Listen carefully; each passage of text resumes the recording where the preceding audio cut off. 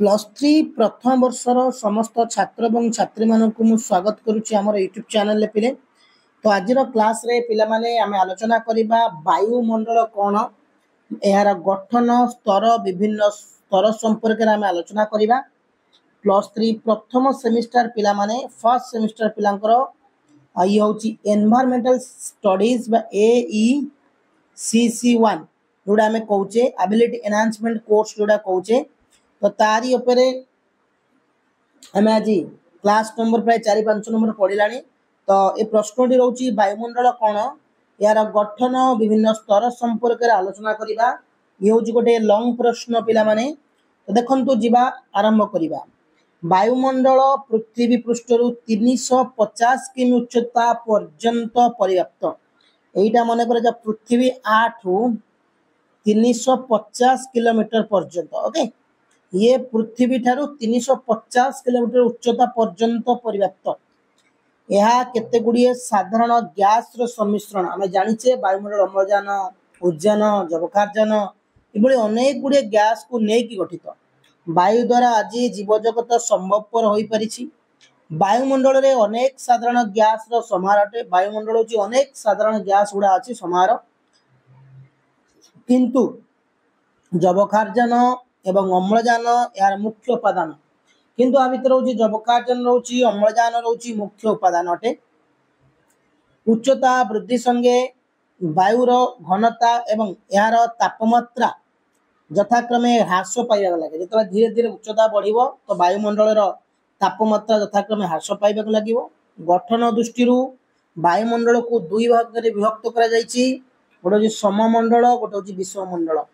गठन दृष्टि पिला माने आमे वायुमंडल को दुई भाग में विभक्त करिचे। गोटे होची सममंडल, गोटे होची विषममंडल।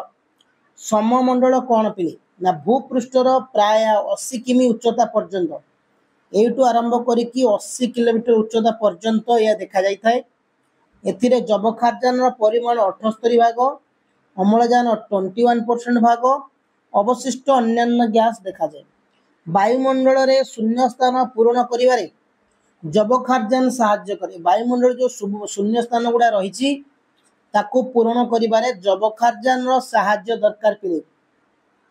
अम्लजान जीवजगत पई यार भूमिका गुरुत्वपूर्ण। यह श्वासक्रिया रे व्यवहृत हुए। अंगारकाम्ल रो परिमाण कम हेले मध्य आलोक श्लेषण प्रक्रिया पई यह अत्यंत उपयोगी। एतद व्यतीत हीलियम, आर्गन, क्रिप्टन, जेनन, रेडन, नियन आदि विरल गैस ए स्तर देखा जाते। ए सब गुड़ाक सममंडल रे हमर देखिबा को मिलता है। तापर पिला होची विषममंडल ना वायुमंडल 80 किमी उच्चतार ऊर्ध माने 80 किमी रहिला सेइटु आरंभ करी ऊर्ध थिबा मंडल को विषममंडल कहे। प्रथमे सममंडल 80 किलोमीटर पर्यंत होई जाके एडा 80 ता ऊपर को जिबा हमें या 80 किमी रो ऊर्ध्व वायुमंडल शेष सीमा पर्यंत रहे। शेष सीमा या को यथाक्रमे 4टी स्तर रे विभक्त करा जायछि।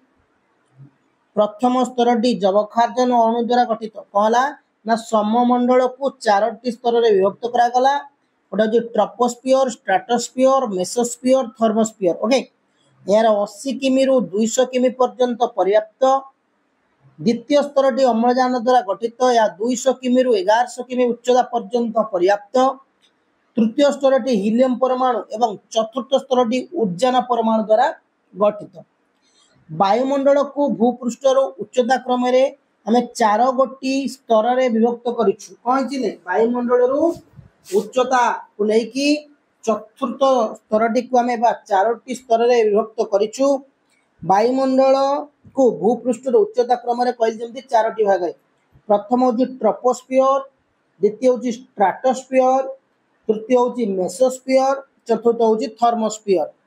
देखंतु पिले ट्रोपोस्फियर कोन देइछि, समुद्र पतन ठारू यार हाराहारी उच्चता 10 किमी। समुद्र पतन ठारू यार हाराहारी उच्चता केते किलोमीटर पिले माने ना 10 किलोमीटर। यार उच्चता रे परिवर्तन देखा जाए। यार उच्चता रे कोन देखा जाय थे ना परिवर्तन। विषुव वृत्त ठारे ट्रोपोस्फियर उच्चता 16 किमी। विषुव वृत्त ठारे जो ट्रोपोस्फियर रहिला तार उच्चता 16 किलोमीटर। मेरु ठारे यह 8 किमी समुद्र पतन ठारू 1 किमी उच्चता वायुमंडल तापमात्रा ए स्तर रे 6.50 डिग्री सेल्सियस ह्रास पाए जलवायु और मेघ आदि परिवर्तन यह स्तर में घटी थाए यार उपरी भाग में ट्रपोज नामक एक पतला बलय अवस्थित है यार उपरी भाग में ट्रपोज नामक एक पतलार बलय रही आम कह स्ट्राटोस्फियर कौन यही स्तर ट्रपोज ठारू प्राय 20 किमी पर्यंत ट्रपोज ठारू आउ 20 किलोमीटर पर्यंत रही एठारे उच्चता वृद्धि सह तापमात्रा रे कोनोसी परिवर्तन आसेनी उच्चता बढ़िला किंतु तापमात्रा रे कोनोसी परिवर्तन देखा जाए नहीं जलवायुर परिवर्तन एठारे ही घटे नहीं एठारे किंतु हमर जलवायुर परिवर्तन किछि पिला माने देखा जीवनी जो माने +3 फर्स्ट ईयर पिला अछो तमर ऑल ऑनर्स क्लास करबी हां कंपलसरी क्लास करबी एवं तमे यदि व्हाट्सएप ग्रुप रे जॉइन हैनो कम्युनिटी रे पोस्ट रे व्हाट्सएप ग्रुप लिंक दे देछि जॉइन हो जाओ